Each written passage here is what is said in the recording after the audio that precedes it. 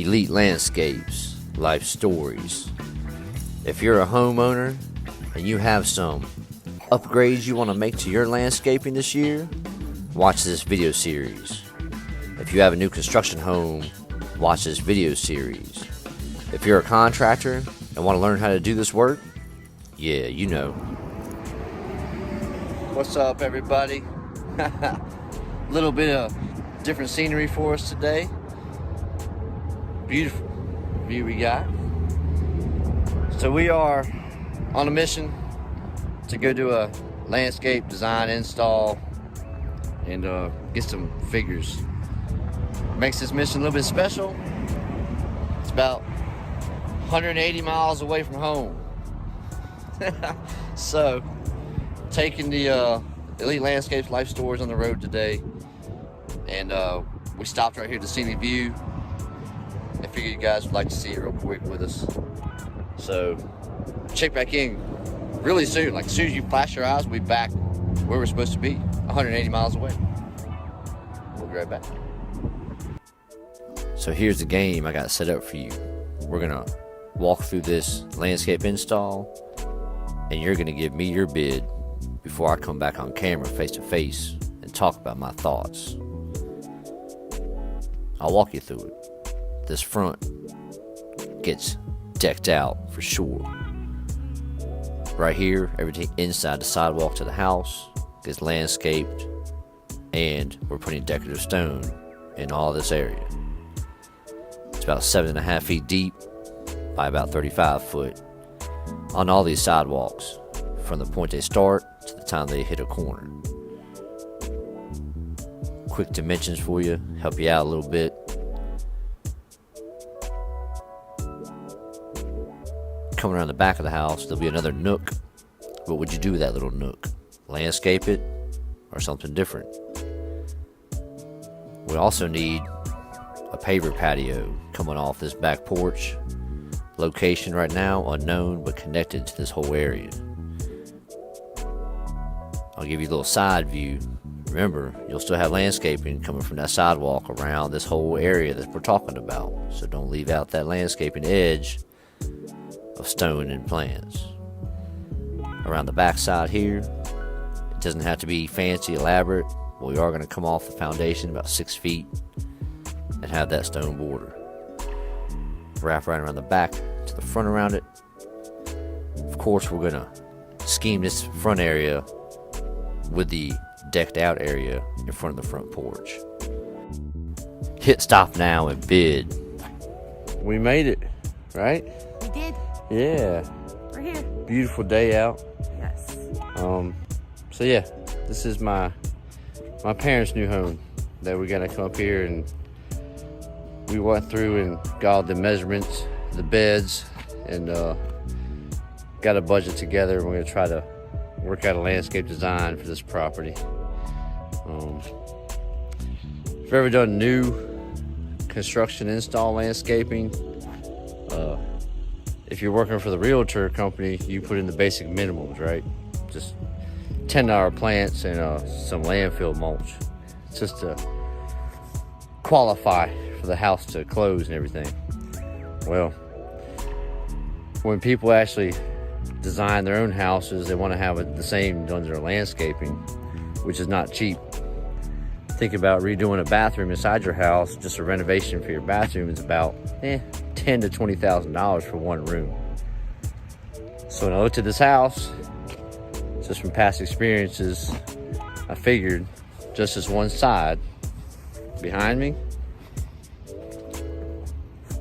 if we just landscape this, that, and the sidewalk here, in my past experiences, that's going to run right around $7,000, and that's just a basic starting figure. All right. So to get the starting figure on this project here, we have two sides, another side in the back that gets full landscaping, and then the back side gets minimal landscaping. So we're gonna set the budget for this starting price at $20,000 to landscape the entire place and put stone down for them. So yeah, walk around and tell you what I'm thinking right now. I don't have too many thoughts, but we'll see. All right, so just to break it down real simple minded in your first thought process, you're gonna have something here that stands out. It can be a pyramidal derunk boxwood on either side, but something pyramidal here with some height. Come around the side, you have low-lying evergreens here, say 1, 2, 3. You have a tall tree there. Same thing, 1, 2, 3 evergreens, shrubs. So when you turn around, you can picture that. 3 shrubs, tall, beautiful tree, 3 shrubs, and then something tall in the corner. Then you go over here and put something else tall in this corner, and then you have this area to focus on as a separate thought, okay? First thoughts first. Nice big umbrella Jack maple here, and then you work around that thought. You have that big wall that comes into view once you wrap around the sidewalk. So the view changes as you walk around, so you're gonna wanna have to think about that wall where you don't want it all exposed as just a wall. You wanna soften that up. And again, more evergreens as a hedge here or whatever. But yeah, it's not really rocket science to start the project, but once you get into the project, it can be very chaotic in your head. You gotta think about where the shade is, where the sun is, how big these plants grow. Are they gonna be evergreen all year? Are they gonna lose their colors? Are they gonna block windows in the future? Just a lot of it goes into it. So, you know, it's probably like for me, not being a landscape designer with programs, it's probably gonna take a week of my free time here, there, and there to come up with the whole thought of it. So yeah, looking forward to it. And we'll check back in.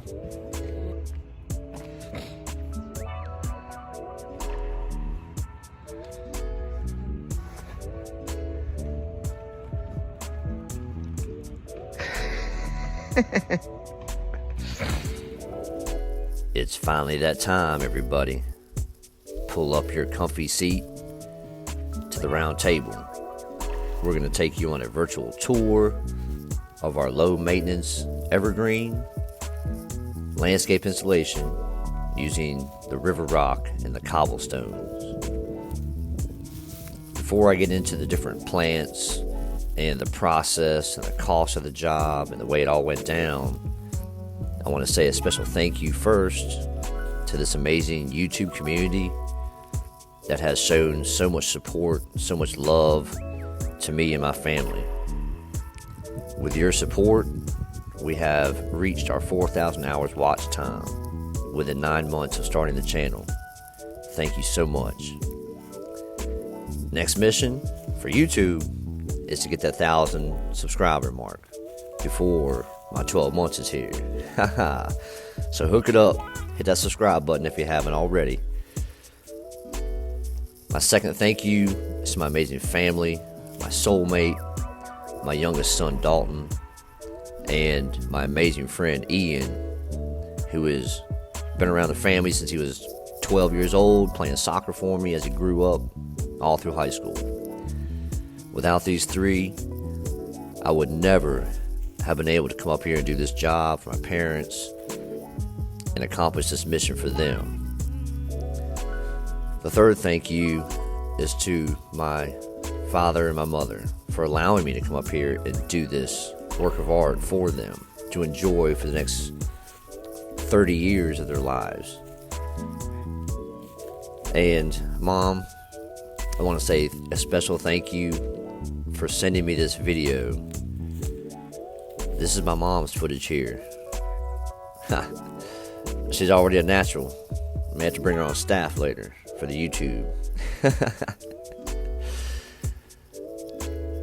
On the last video that I put out there, video 6, I was obviously upset at the end of the evening. And I was truly upset because I was not able to see this project completed in the daylight, and I couldn't share it with everybody. Didn't really realize that I cared that much about this project until those emotions started hitting me. But I had made promises to my crew that we would be waking up in our own home, in our own beds, Thursday morning. So Wednesday was a blur of chaos, that video 6. And this is what it turned into.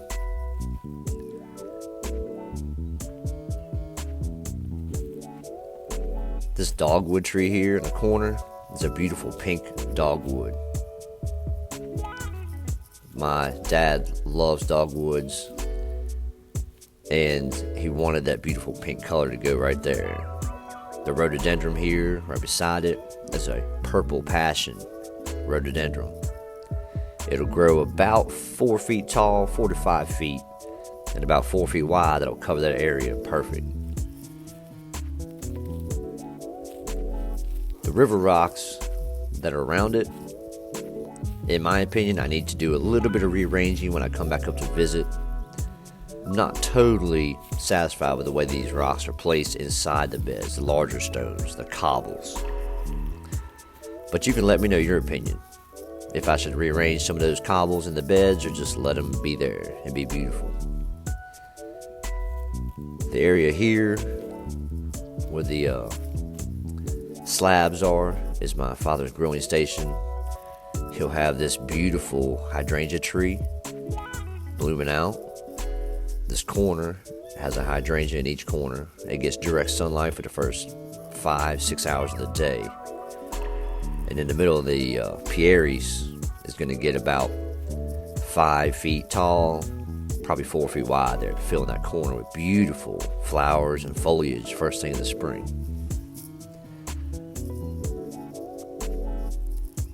We had talked about putting a patio back here in this area here, but we're going to hold off on that. Probably extend a walkway out to the yard for a fire pit in the future for them to enjoy.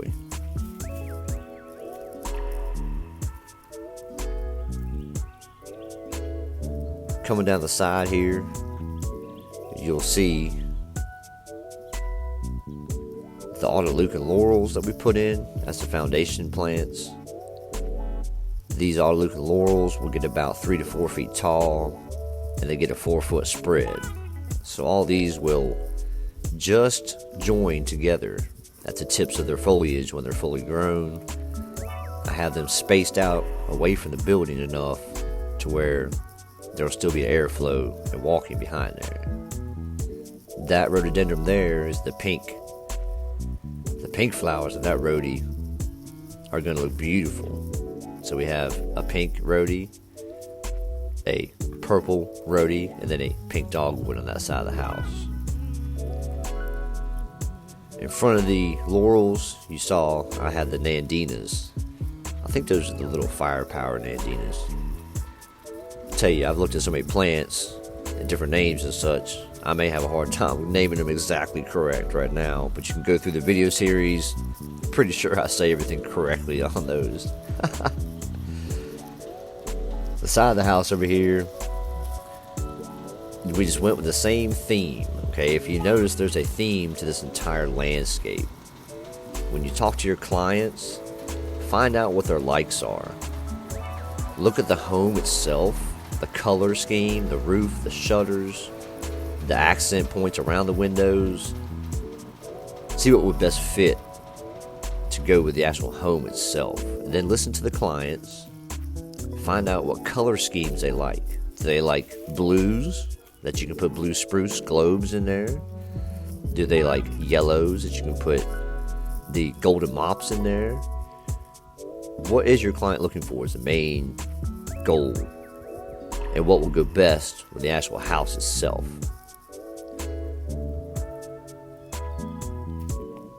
I'm really pleased with all the different varieties that we chose out as a family. I took my mother and father to the actual nurseries with us, and I do this for all my clients. I want my clients to see the actual plants, touch them, feel them, and that way I can explain to them how big this plant will get, what its special features are, And whether it's sunlight, shade, you name it, it's just so much easier when you're on site with a client to get the right plants for the job.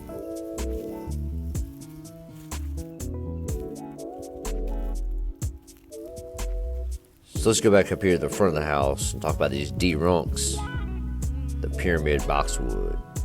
They get about 4 feet wide by about 8 feet tall at their mature growth. They'll fill in perfect on the corners we placed them. The all Lucan laurels, the nandinas will all plush out to clump together but not intrude on each other. Let's look at this amazing coral bark Japanese maple that we planted. The perfect accent tree to any landscaping if you can afford it. It's expensive, so shop around before you purchase. You wrap around the corner here, you see these laurels on the side will soften up this big wall that I talked about. And we placed the weeping redbud in the back corner. That guy will fill in that entire space eventually, but not overgrow it, because you can trim him as you need it. Look, both these weeping Japs in the front are red. They have phlox behind them, in front of them, on both sides of the house. This total project came to $10,000 in materials. We had 90 plants and trees and 28 tons of stone. $10,000 in materials, $10,000 in labor, which included all the drainage work that you saw my boy Dalton do under that sidewalk. It came out to exact numbers that I had said back in February. Y'all be good, love each other, be kind. Peace, Italy landscape style. Let's talk about real quick how this whole thing went down and how it was planned out. It wasn't at all. I looked at the property, got the measurements for the stone, the fabric, back in February. My parents called me a few times telling me, selective plants that they like, and I really hadn't thought about the job of the project since then. I got the phone call 2 weeks ago on a Sunday. They had finally moved into their home, and it was time to jump on it. We worked Monday and Tuesday, and then Wednesday rained me out. Thursday, we headed up to Richmond. Friday, we picked out plans. Saturday, we started the work. The process was crazy. I had no design. I had no pricing done. I looked at the areas the morning I went out and picked out plans. Picked them all out after I gave my parents a budget that flew out of my head just from my prior knowledge of purchasing and doing jobs. None of this was on a program. Nothing was written up financially. I just sat down at the table, spit it out, and it turned out exactly the $20,000 that I had predicted it would. Appreciate all the support and all the views that we got on this video series. If you have any questions or comments, please leave them in the video section below. We really enjoyed it, and honestly, I broke down in tears when my mom finally sent me that video footage, because I hadn't seen it. It was dark out. Love you guys very much. Mom and Dad, y'all are amazing. That's the footage. Go back and watch these videos. Y'all be good.